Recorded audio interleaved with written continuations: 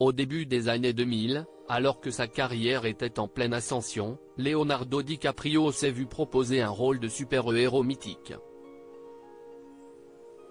Mais il a décliné l'offre. Leonardo DiCaprio fête ce samedi 11 novembre ses 49 ans. Le visage adolescent de jeune premier dans Titanic, qui a mis sa carrière sur orbite, semble bien loin. Il a laissé place à celui d'un des acteurs les plus connus et cotés au monde. Sa carrière ne semble comporter aucune fausse note. Il faut dire que l'acteur a très tôt su choisir ses films, quitte à décliner des rôles dans des superproductions devenues des classiques. Il a notamment refusé de jouer le rôle d'un des super-héros de l'univers Marvel les plus connus, a-t-il confirmé dans un entretien à Shortlist. Leonardo DiCaprio, pas fan des super-héros. Cela remonte à 2002. À l'époque, l'univers des super-héros n'est pas encore devenu totalement à la mode. Il a même connu quelques échecs retentissants comme Batman et Robin.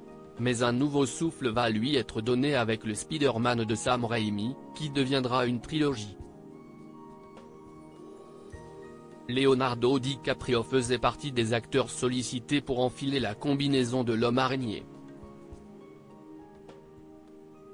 Il a cependant refusé. « Je n'étais pas prêt à porter le costume », a-t-il déclaré à Shortlist. C'est donc son confrère et ami Tobey Maguire qui a hérité du rôle. Cela a été un grand bond en avant pour lui, et Leonardo DiCaprio a préféré s'orienter vers un autre style. Ces rôles que Leonardo DiCaprio regrette d'avoir refusé. D'autres personnages de héros de science-fiction lui ont d'ailleurs été proposés à cette époque. Il a ainsi décliné celui d'Anakin Skywalker dans l'Attaque des clones ou celui de Neo dans Matrix. L'acteur a préféré étudier d'autres thèmes. Cela semble avoir été un bon choix. Le début des années 2000 a en effet marqué son passage à une autre dimension. Sa collaboration avec Steven Spielberg et Tom Hanks dans Arrête-moi si tu peux a été saluée. Mais c'est surtout Gang of New York qui a dévoilé une nouvelle facette de l'acteur, et marqué la première de ses collaborations avec Martin Scorsese, son réalisateur fétiche. S'ensuivront des films comme Aviator, Blood Diamond et Les Infiltrés. Depuis, l'acteur est une machine à succès.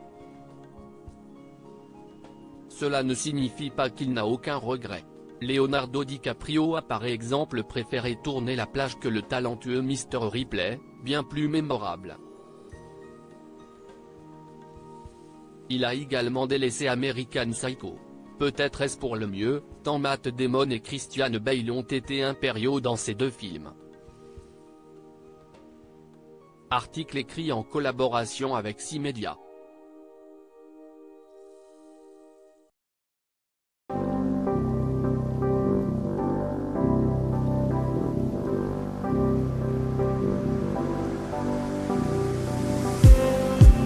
Just need